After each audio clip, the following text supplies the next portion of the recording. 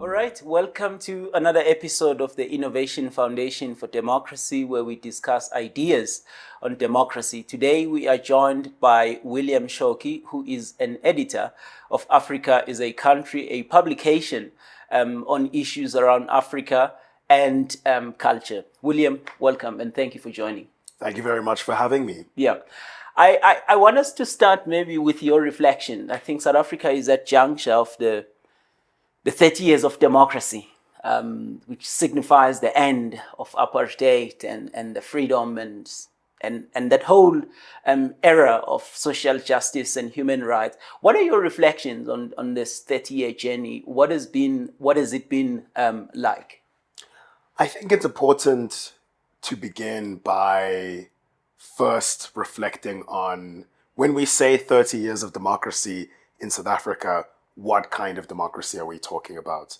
Because in 1994, when South Africans participated in their first non-racial elections since the end of white minority rule, they were doing so in and through a mode of governance that was liberal representative democracy.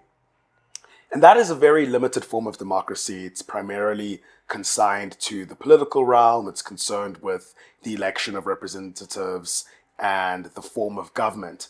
And the experience that many South Africans have had since then has been a question about how that democracy, that form of participation in political life, has not extended to other spheres of society, the fundamental one being the economy. And so I think reflecting on 30 years of democracy, there's a lot to say, but I think the key story over the last 30 years has been the disjuncture between representative democracy on the one hand, the right to vote, which now every South African has. Every South African has legal, formal equality, and economic democracy on the other hand. So in spite of the legal, formal equality that South Africans have, which theoretically allows for equality of opportunity, there is still stark and fundamental inequality of outcomes. And the reason that's the case is because our economy, by and large, hasn't changed. And so your ability to participate in society is still largely dictated by what kind of economic resources you have in your control or have at your disposal. I think that's been the main story of 30 years of democracy. And thinking ahead to the next 30 years of democracy in South Africa, we have to find ways of closing the gap between formal political equality on the one hand and substantive economic equality on the other. Yeah, I like that you bring the idea of economic democracy, because what we saw in the recent elections was the theme around the market. You know, what the markets want and whether the markets will like this. But nobody saw the markets queuing to vote. And so I don't know if you can talk to that idea of the markets in this kind of democracy. I think it's a perfect illustration of the point that I've been making, in the sense that the democracy that South Africa has is still a democracy that is actualized in the framework of the prevailing economic structure. The prevailing economic structure is a capitalist economic structure. And in that economic structure, market confidence has high place of importance, because if you have an economy that functions primarily through private investment, and it functions primarily through private investment because a class of individual people control the main means of production, which are the resources which generate economic activity, then your society is largely going to be shaped by what their interests are, because they're the people who are controlling investment. And if you can control investment, that shapes employment. If you can shape employment, that shapes economic opportunity, activity, and growth. And so all of these effects have a large bearing on how society operates, how we live our lives, what possibilities there are. And so you have, on the one hand, the fiction, I would say, of a level playing field. To use your turn of phrase, the idea that everyone gets an opportunity to choose their elected representatives. It's only a matter of withstanding hours waiting in the queue, but you will get your chance. But on the other hand, it's a very limited power because that power is still subject by greater powers which are decisive of people's material conditions and the economic outcomes therein, in the sense of it matters very little your ability to choose your elected representatives if those representatives are largely going to be beholden to the interests of the class of people who control employment and investment.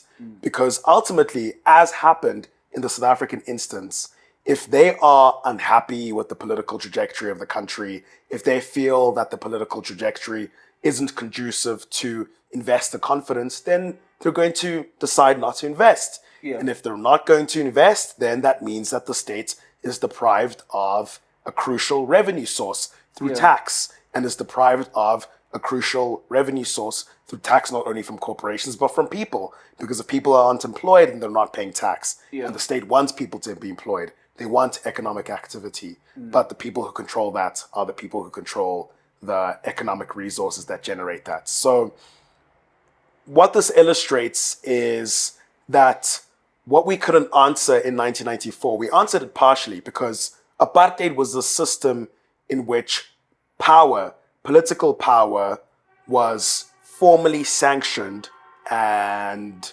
implemented and manifested. And it was done so through a racialized social system and stratification.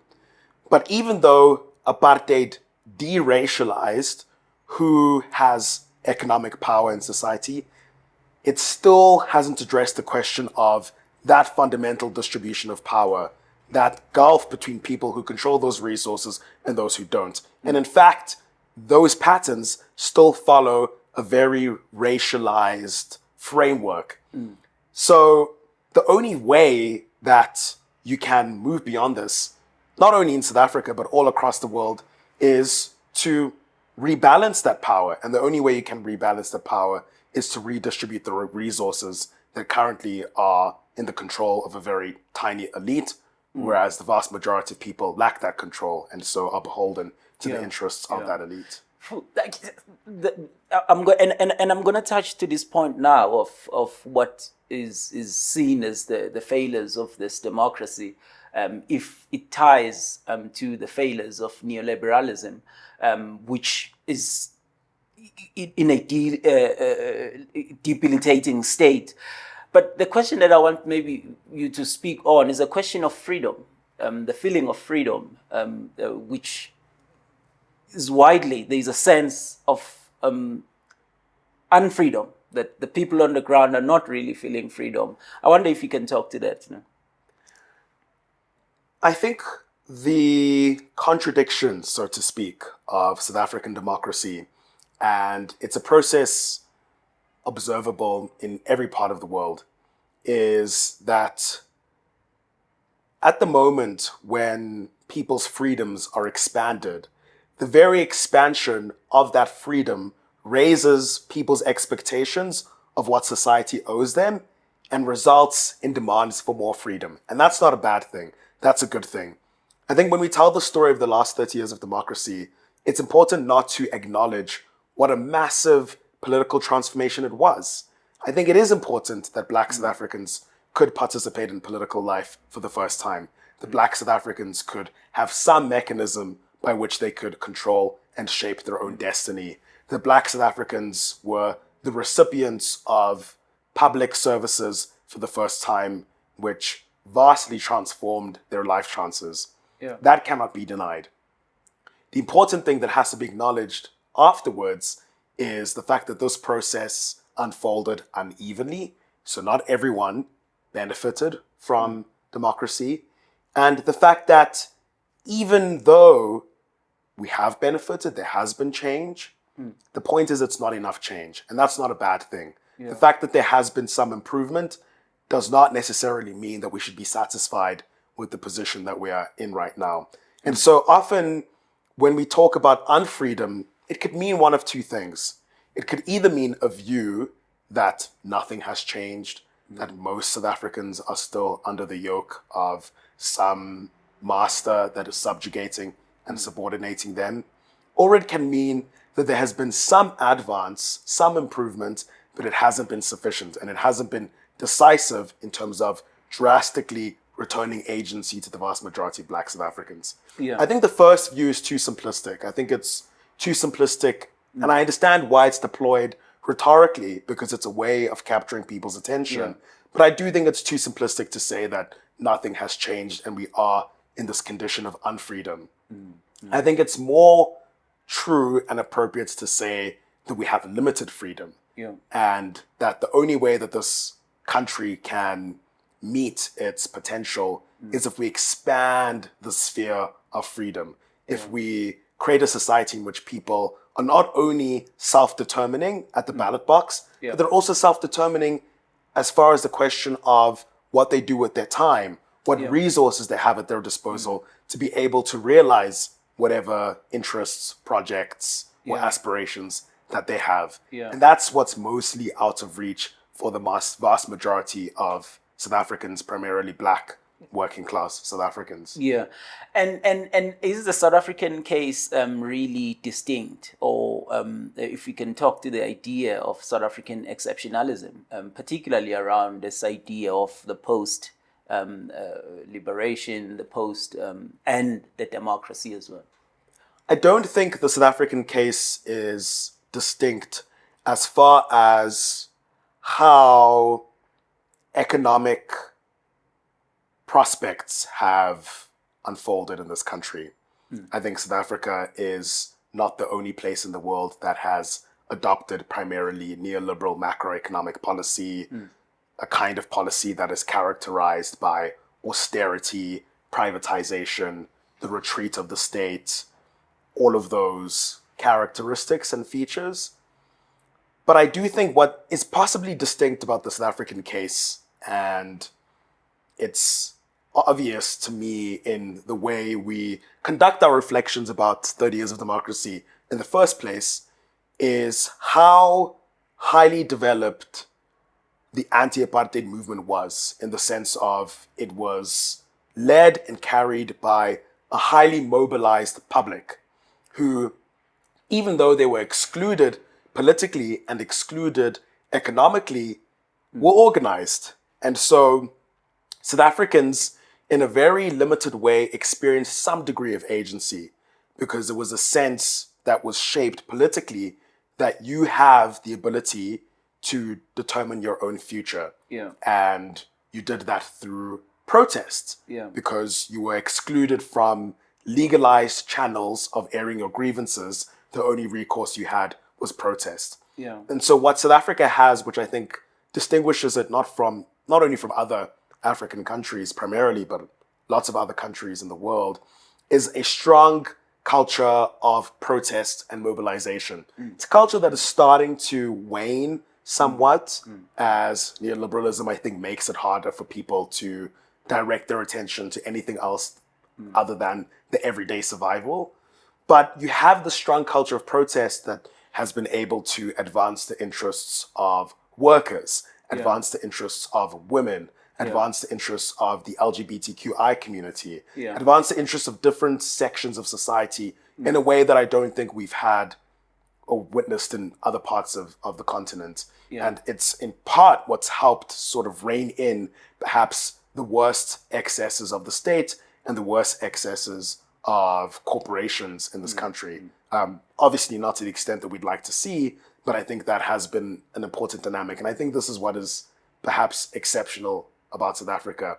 It's not in the causes of our predicament, but in the way we're able to respond to our predicament. And I think that's what's important about a place like South Africa, is that thinking ahead, thinking towards the future, I think there's a sense of, perhaps one could say, expectation or hope in the I don't know how to phrase it exactly. But what I mean is, I think a lot of people in the world look to South Africa as this place of political possibility. Not only political possibility domestically, but political possibility internationally. And I think that's why South Africa is important, is that you have this capacity for mobilization, for protest, that expands the horizon of what is possible elsewhere as well. Yeah.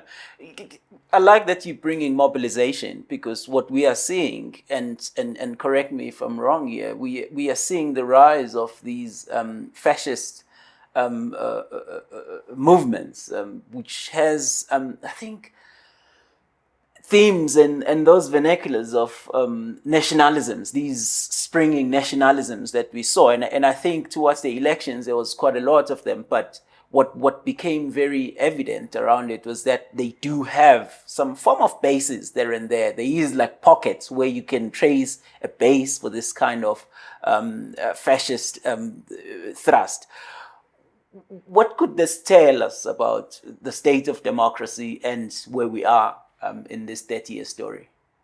So the very reason why South Africa is this exciting place of political possibility, because we have a relatively more mobilized public, is precisely also why it's potentially a place of grave political danger, in the sense of, if you have fascist sentiment or ideology that is being promulgated by certain political actors, South Africa is one country on the continent where you could actually mobilize, as you said, a mass base around that political project, which would make it successful. So I think that's also why it feels like we're at a crossroads, reflecting on 30 years of democracy, because there's the potential of democracy to either deepen or democracy to be imperiled. And whichever direction that goes is up to us fundamentally. But I think it touches again on the question of how democracy, limited representative political democracy, it's important that we clarify that that is what we're talking about, is unable to address the full scope of human interests, in the sense of people also care about bread and butter issues. They care about their material conditions.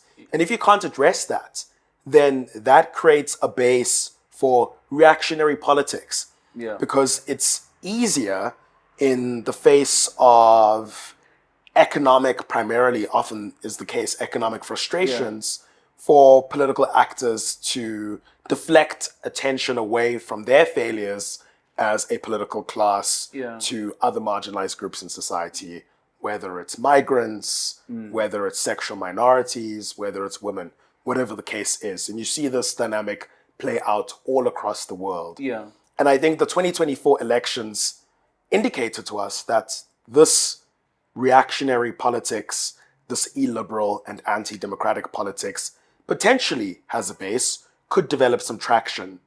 Is it as much of a threat as some people think it is? I don't know. I think it remains to be seen.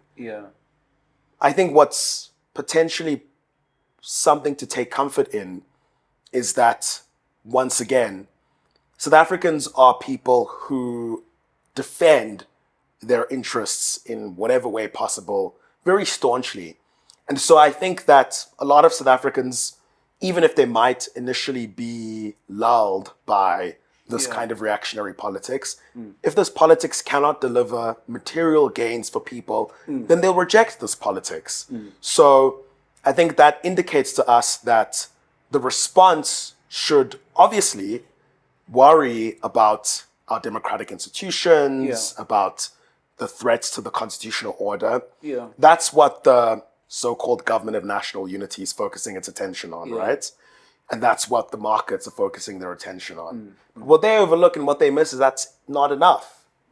What matters is addressing people's real material concerns. And if you don't do that, then no matter how much you try to protect those political institutions, they're going to be under threat, because they'll be overrun by political forces, which make the argument that the reason there is no material equality in South Africa is because those political institutions don't work. Whereas the argument that progressives should make is those political institutions are important, but they need to be supplemented by effective distribution of wealth and resources.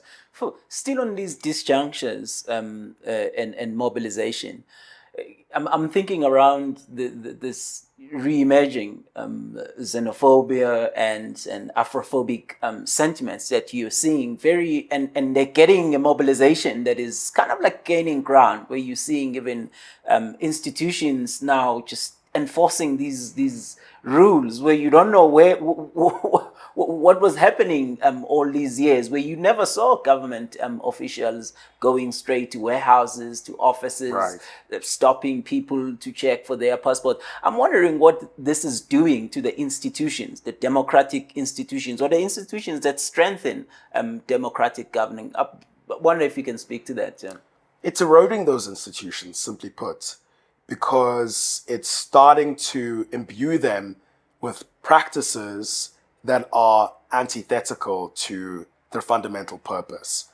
Obviously, it depends on which institution we're talking about, but if we think about the design of the South African state and the institutions that are meant to be vehicles for the implementation of social, economic, and political policy, if they tilt towards becoming more and more exclusionary rather than inclusionary, which is the vision of our constitutional order, then they're fundamentally not meeting their purpose.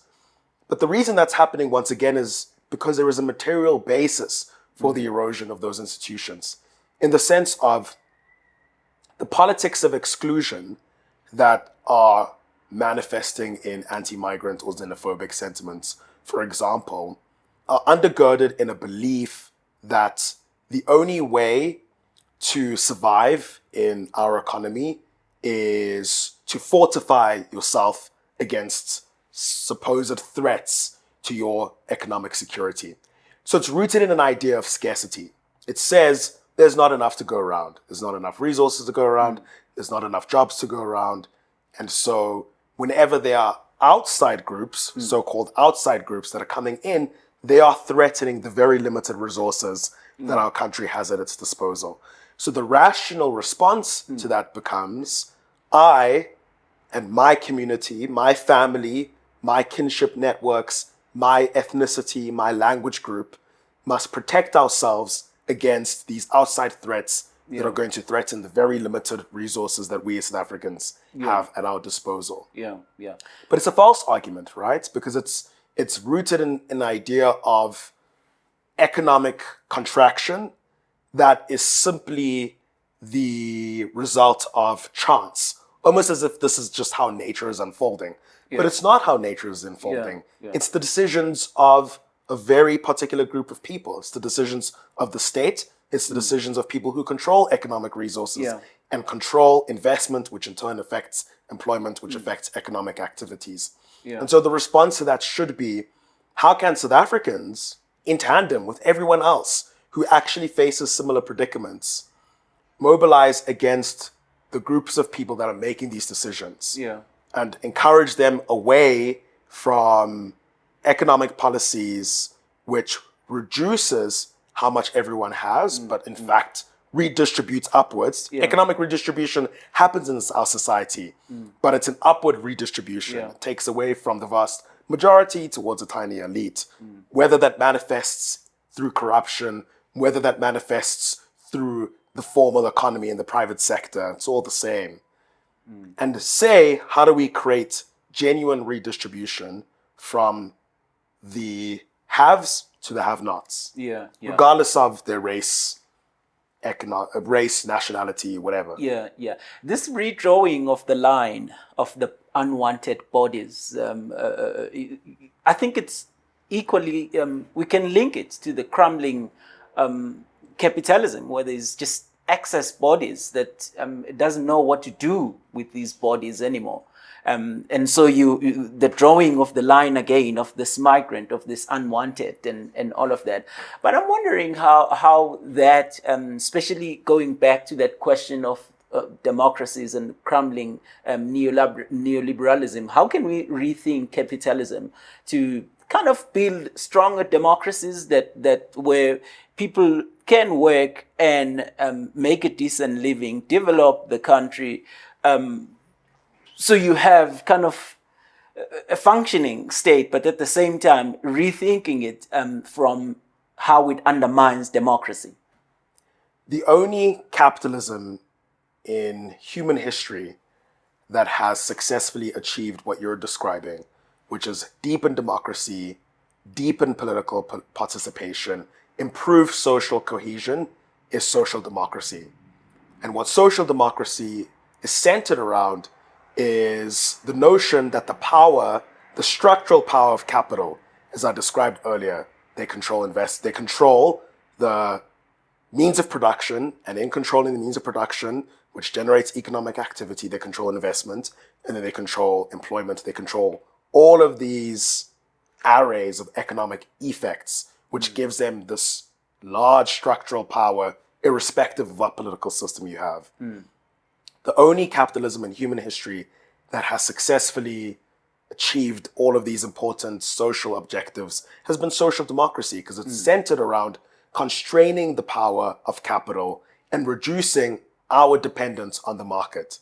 It does that by decommodifying social services. Everyone should be entitled to education, universal access to healthcare, free, reliable public transport. If you're at a workplace and you have a job, everyone should be entitled to some form of collective bargaining that allows you to present your interests at workers and constrain the power of employers to undermine your well-being, reduce your wages, make you in unsafe working conditions, so on and so forth. There should be social support if you're not in employment, some kind of basic income grant. All of these social interventions, which reduces the power of capital and enhances the power of people, ordinary people, in a very substantive, material way.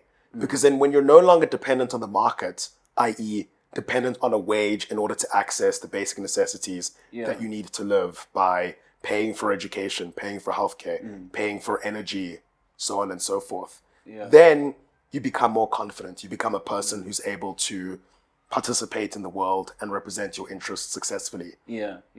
It didn't fall from the sky, unfortunately. It would be wonderful if we could just enter a boardroom in Santon and say to capitalists, aren't you interested in this kind of society?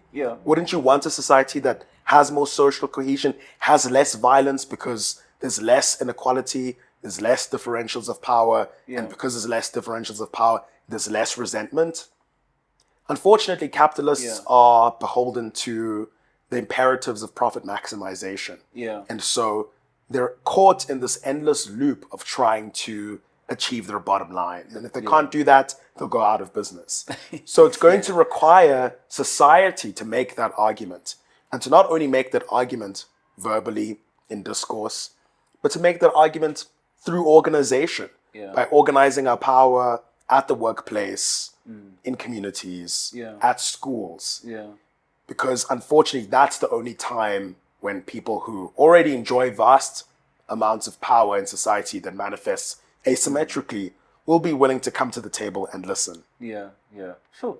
As a way out, what are your thoughts around the recent elections that brought us what has now been called a government of national unity, which in turn gave us a kind of new ruling class that has a bit of diversity in its makeup, and brought parties onto the table that otherwise would not have gotten closer into the ruling, into power. So I'm just wondering, what are your thoughts in terms of what it symbolizes in this 30-year story and the futures of democracy in South Africa? I think what it symbolizes now is what it symbolized then. So when we remember and recall 1994 and the story of 1994, we talk about, on the one hand, obviously, the first non-racial multi-party elections that South Africa saw. But we also talk about the country's economic trajectory and how in 1994 there was, as some people call it, an elite transition in which the former liberation movement turned political party, the African National Congress, entered into a compromise with capital to place this country on a fundamental neoliberal growth path. That is a growth path that has failed the country. 30 years later, we find ourselves in a similar position where market forces have dictated that they want what is called a government of national unity, what is in fact a coalition between the ANC and DA, to stave off political forces which they see as threatening, effectively, private property. And they want a government in power that they feel will retain some sense of normalcy, sustaining and retaining the conditions for business to happen and for business confidence to flourish, right? The problem is it's repeating the era of 1994. And I think the question should be, precisely because neoliberal economic policy has failed to change power in society, to redistribute wealth, to empower ordinary people, we can't have 30 years of that again. And so I think we can spend our time asking what this means, but we have it. And the question we should now turn our attention to is, what do we do with this government of national unity? Let's take the argument back to them. If their proposition is, we need to have this government of national unity that is built on a constitutional consensus, a belief that South Africa's constitutional order is a good one, then I think in theory that argument is true. The point they're making, however, is maintaining the constitutional order, but wanting things to continue as normal. But that can't be the case. And so I think it's the responsibility of South Africans to take it back to them, to say that we will support the efforts of this government, not necessarily electorally, but we won't protest it or whatever, so long as it is also rooted in a genuine program for economic transformation. That the constitutional order can only hold if there is a genuine program of economic transformation. And if that doesn't happen, then I think we need to use our power as citizens and we should go to the streets. Well, William, thank you so much for these insights, and thank you so much also for joining this conversation. Remember to like, to share, and to subscribe.